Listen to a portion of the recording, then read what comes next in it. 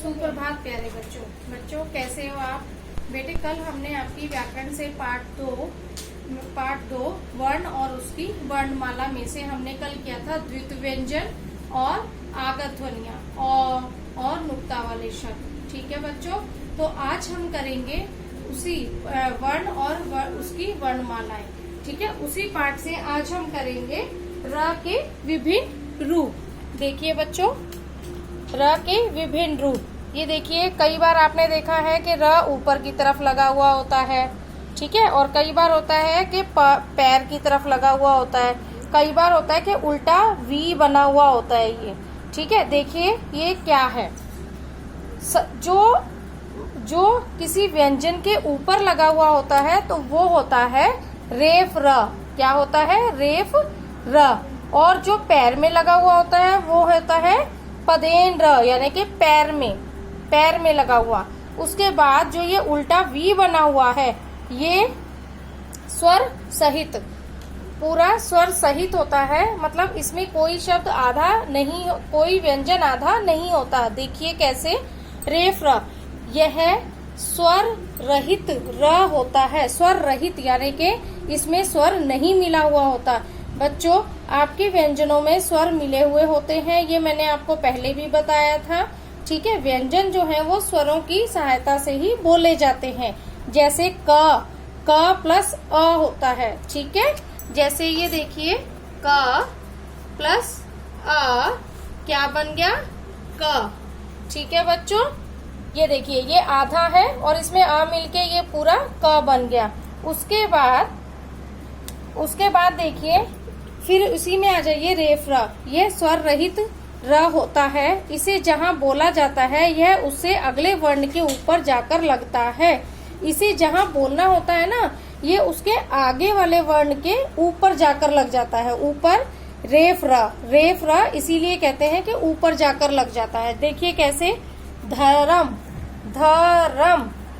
बोल के देखिए आप, धर्म र की आवाज जो है वो म से पहले आ रही है, तो ये देखिए ये म के ऊपर लग जाएगा। म के ऊपर लग गया, ये रहा ऊपर। म के ऊपर लगने से ये क्या हो गया, इससे पहले लग गया और पहले ही बोला जाएगा। ठीक वैसे ही शर्म, ये देखिए मैंने शर्म अलग अलग लिख दिया है पहले, फिर उसके बाद म के ऊपर र लग गया है और बोलेंगे जब हम तो श के बाद र बोला जाएगा। र बोला जाएगा तो वो म के ऊपर चला जाएगा। ठीक है, उसके बाद आ जाइए पदेन र, यानी कि पैर में लगता है।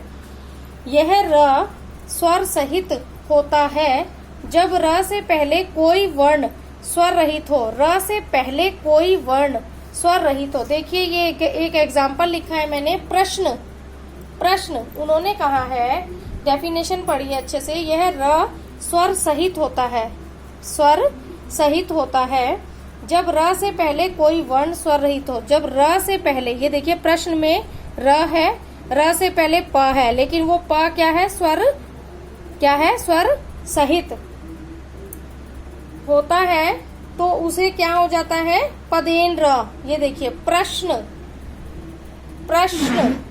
र स्वर सहित होता है जब र से पहले कोई वर्ण स्वर रहित हो। ये देखिए प जो है वो आधा है, ये प जो है आधा है, स्वर रहित है, इसीलिए ये क्या हो गया, इसके पैर में लगेगा, प के पैर में लगेगा। उसके बाद है क्रम, इसमें देखिए क है, र से पहले जो व्यंजन है वो क्या है, आधा है। र से पहले वाला व्यंजन अगर आधा है तो ये र क्या लगेगा, पहले वाले के पैर में लगेगा। ठीक है, उसके बाद आ जाइए ये जो उल्टा वी बना हुआ है। ठीक है, इसे कहते हैं स्वर सहित।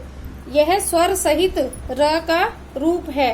गोल आकार के वर्णों में र इस प्रकार लगेगा। गोल आकार के वर्णों में ये जो उल्टा वी है ये सिर्फ उन्हीं व्यंजनों के साथ लगेगा जो गोल आकार वाले हैं।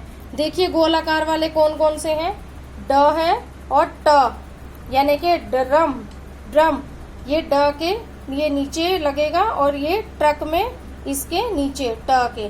तो बेटे ये थे हमारे र के विभिन्न रूप। इन्हीं से संबंधित मैं आपको अपने पीडीएफ में गृह कार्य दूंगी, वो आपको करना है। ठीक है बच्चों, गृह कार्य देखिए, गृह कार्य पर नजर डालिए। र के विभिन्न रूपों के चिन्ह लिखकर उनसे 2-2 शब्द बनाइए। चिन्ह तो मैंने लिख दिए हैं, ठीक है, चिन्ह मैंने लिख दिए हैं बेटा।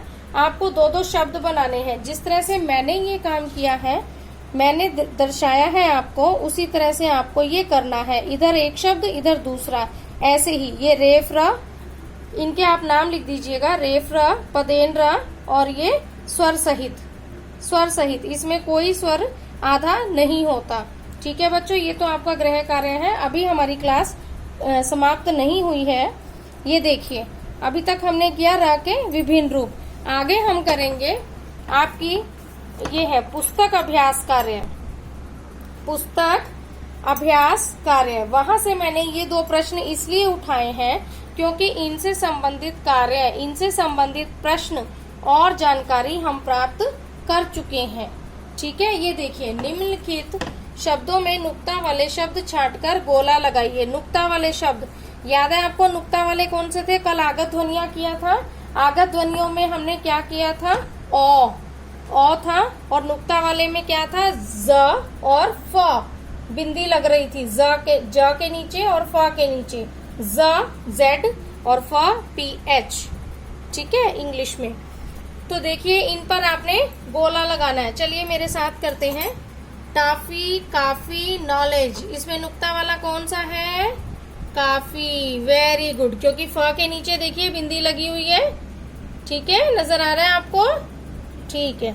उसके बाद ख में गमला, जहाज और फल, इसमें जहाज,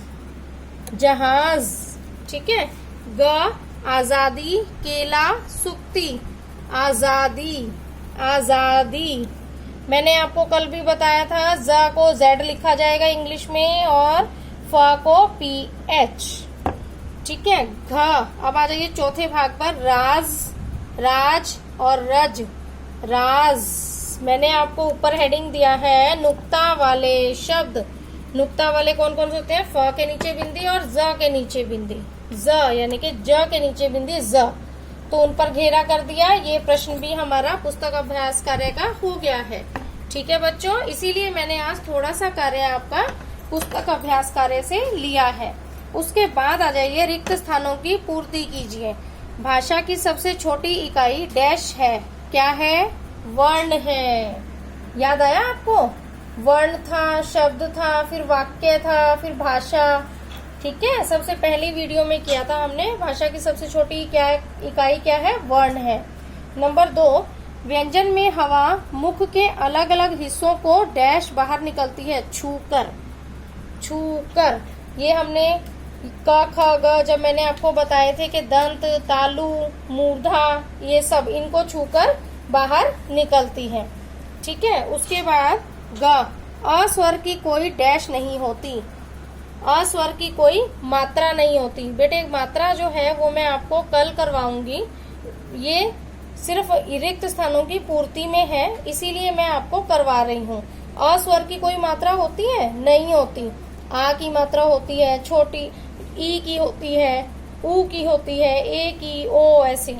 ठीक है, अस्वर की कोई मात्रा नहीं होती। स्वर डैश से मिलने पर मात्रा में बदलते हैं। स्वर जो है अ, आ, ठीक है, ये सब डैश से मिलने पर मात्रा में बदलते हैं। किससे मिलने पर? व्यंजनों से। देखिए कैसे, ये देखिए स्वर कौन से हैं? जैसे स्वर ले लीजिए आ, ठीक है, और व्यंजन आपका है, व्यंजन आपका क, ख, ग होते हैं ना, क, तो हम इसको क्या लिख सकते हैं? का। इन दोनों को मिला के हम क्या लिख सकते हैं? का। आ गया समझ में बेटे? तो ये सब जो है आपकी पुस्तक अभ्यास कार्य है, ये आपको कॉपी में नहीं करना है।